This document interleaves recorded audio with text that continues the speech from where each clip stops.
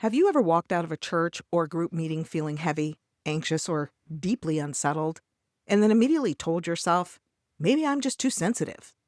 You love God. You've tried to stay faithful, but something deep inside still feels off. And the hardest part? You're not even sure if what you experienced was harmful or if you're just overreacting. In this first episode, I'm unpacking how sensitivity, spiritual conditioning, and trauma can be intertwined. You'll hear a piece of my story, learn 3 signs that something deeper might be going on, and begin to untangle one of the most damaging lies women carry, the belief that it's all in your head. Most importantly, we'll start to clarify the difference between spiritual conviction and internalized shame, because that difference, it could change everything. This might be the first time someone put words to what you've been quietly carrying for years. Let's begin.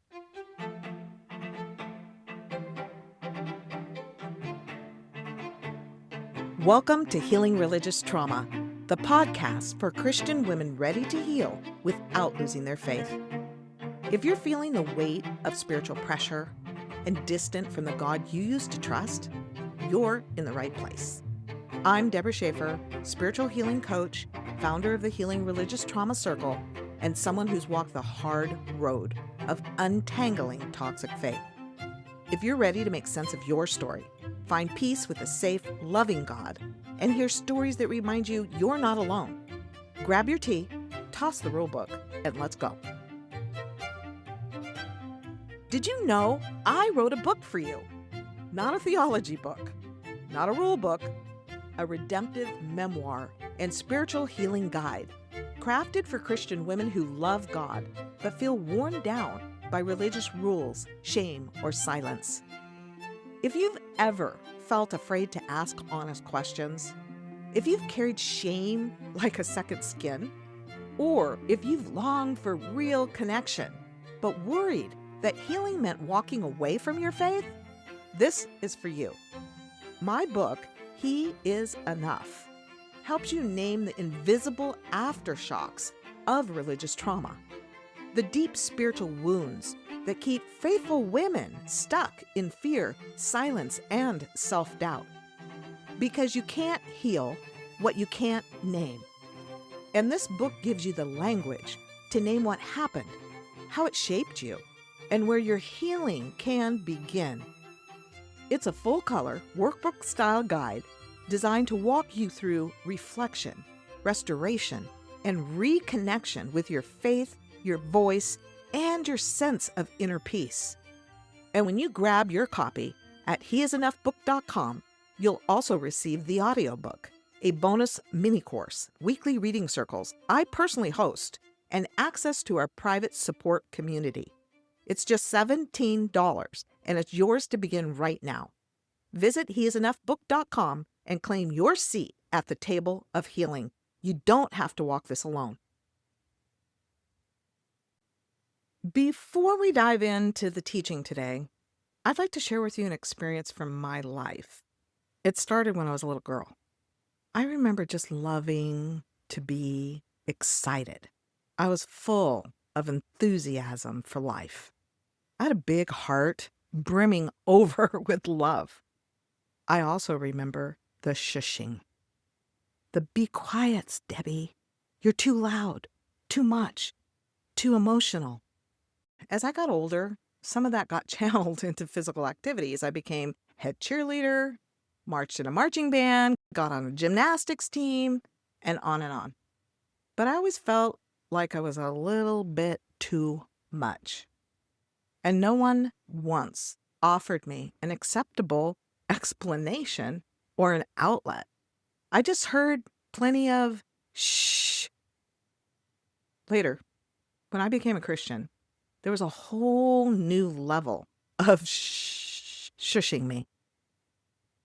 I was taught by a dear, loving older mentor who I loved dearly that refined Christian women don't get too excited.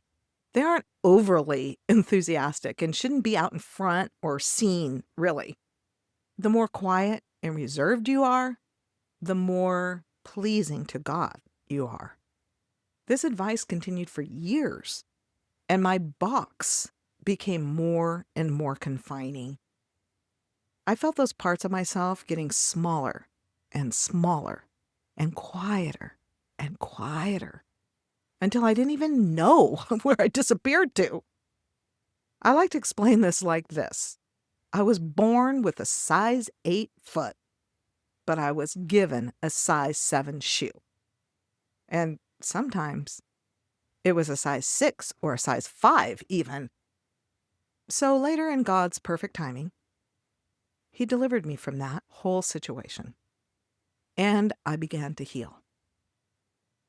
So one weekend, I was at a grief and trauma healing weekend with a small group of people. And the leader showed us a video. And it was of a man who was a famous orchestra director, right? And he was leading a group of young people. And he was teaching how to teach. And he said something like this: every good teacher should always bring enthusiasm into everything they do and teach. And he demonstrated this enthusiasm in his teaching. And you couldn't take your eyes off of him. It was amazing. So when he said that, my ears totally perked up. He went on explaining the word enthusiasm, where it came from, what it meant. And he said, the word enthusiasm comes from Greek and Latin origins. In Greek, it said enthusiasmos, right? And the meaning was to be inspired or possessed by God. The Greek word is built from en, meaning in, theos, meaning God. So originally, enthusiasm literally meant having God within or possessed by divine inspiration. In ancient times, if someone had enthusiasm, they were seen as spiritually inspired or divinely energized. It wasn't just being excited, it was being filled with something greater than yourself. As he went on to explain what the word meant, the tears began to flow. And for the first time in my life, I realized I didn't need a smaller shoe. I needed a bigger container, a bigger place to show up in the world, that it was okay to be seen, and it was okay to express all of this deep felt love to the world with every opportunity I could. And so, here I am, starting a podcast. Can you believe it? Allowing God to use my God-given inspiration and enthusiasm for Him in a bigger, much bigger container than ever before. So I hope you'll stay for the ride because I'm positive it will prove to be very interesting along the way. Okay, let's jump into today's training, shall we? We're going to look at 3 signs that what you're carrying might be religious trauma, not just oversensitivity. So let's take a look at the first sign. Sign number 1. Your emotions feel too big, even when nothing's wrong. All right, so you might notice you feel anxious, overwhelmed, or even tearful in spiritual settings without a clear reason why. It can seem like you're overreacting or broken, even. But what if those emotions are actually telling the truth? This might be a nervous system response, not a faith failure. Many women who've lived through religious trauma carry a heightened sensitivity to spiritual cues, judgmental tones, or certain church environments. Their bodies remember what their minds tried to rationalize. So begin listening to your emotions instead of trying to fix or suppress them. Ask yourself, what is this emotion trying to protect? Instead of dismissing your reactions, gently validate them. Your emotions are not enemies of faith, they're messengers. So if this thought resonates with you, It may be because you never really felt safe to feel. Somewhere along the way, you learned that your emotions needed to be hidden, filtered, or spiritualized, just to be acceptable. But again, emotions aren't enemies of faith. They're messengers, and they deserve to be heard. Sign number 2, you constantly blame yourself for not having more faith. You might find yourself thinking, if I just trusted God more, I wouldn't feel this way. You replay sermons in your head, reread devotionals, or try to pray harder, and still feel like it's not enough. This is often a symptom of performance-based faith. If you were taught that spiritual worth comes from doing more, believing harder, or suffering silently, you may have internalized unworthiness when you can't meet impossible standards. So pause and name the belief. Is it true that struggle means spiritual failure? Or is it possible that the presence of pain is not a sign of lack, but an invitation to heal? You don't need to perform your way into worthiness. So if this feels familiar, you might be carrying an old belief that says, I'm just not enough. That somehow, if you were more faithful or more spiritual, you wouldn't still be struggling. But that's not truth, that's pressure. And you don't have to carry it anymore. Sign number 3, you feel fear or shame when trying to rest, question, or set boundaries. Every time you take a break, question a teaching, or say no to a demand, you feel fear, maybe even guilt or panic, like you're about to get in trouble. Many women that were raised in rigid or rule-based faith systems were conditioned to equate rest with laziness, questioning with rebellion, and boundaries with selfishness. That fear isn't weakness, it's conditioning.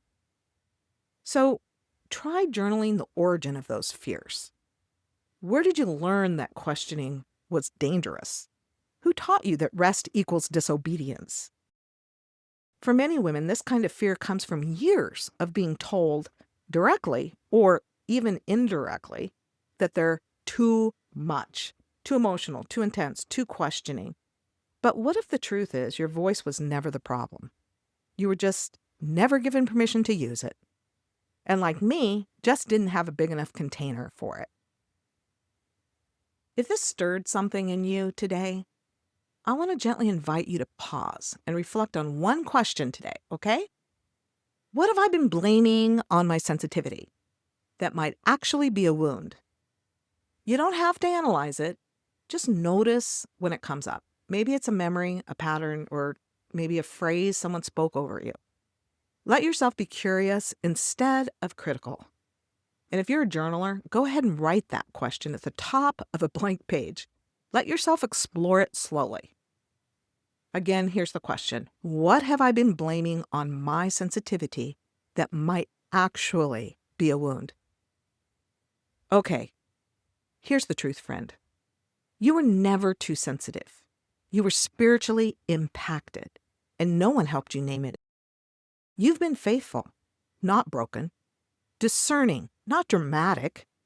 And just because something happened in a church or a home or a school or anywhere someone claimed to speak for God and may have misrepresented him, doesn't mean it was from God.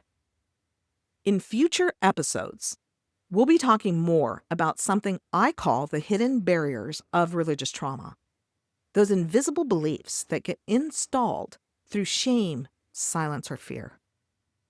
But the good news is every hidden barrier has a deeper, more accurate, more true, healing truth. And I want to leave you with one of those today, a truth to carry with you through this week. If the lie is I'm not safe, then the truth is you are held, seen, and protected by a God who never needed you to shrink. I'm going to say that one more time. You are held, seen, and protected by a God who never needed you to shrink. As Psalm 18:2 says, "The Lord is my rock, my fortress, and my deliverer. My God is my rock, in whom I take refuge." So take a breath, my friend. Let this truth settle in. And together, we're going to uncover more of what's been keeping you stuck so you can finally walk in freedom. Hey, before you go, if you've ever loved God but felt crushed by religious rules, silence, or shame, I wrote a book for you. It's called He Is Enough. Part memoir, part healing guide, created for Christian women walking through religious trauma. Inside, I help you name the invisible aftershocks that keep so many faithful women stuck in fear, confusion, or self-doubt, even as they try to stay faithful and do everything right. Because you can't heal what you can't name. And this book gives you the language to name what happened, how it shaped you, and where your healing can begin. You'll also get the audiobook, a bonus mini course, weekly reading circles I personally host, and access to our private support community. Go to heesenoughbook.com and claim your seat at the table of healing. You don't have to walk this alone. Hey friend, if this episode encouraged you and made you feel a little less alone, would you share it with someone who needs that too? And while you're at it, would you please leave a quick review on Apple Podcasts? It's like a virtual hug that helps more women find their way here. You can also take the free quiz at healingreligionstrauma.org to get your personalized path forward, plus a little audio gift I made just for you. Okay, I'll meet you back here next week for another honest conversation. Until then, keep taking the next gentle step.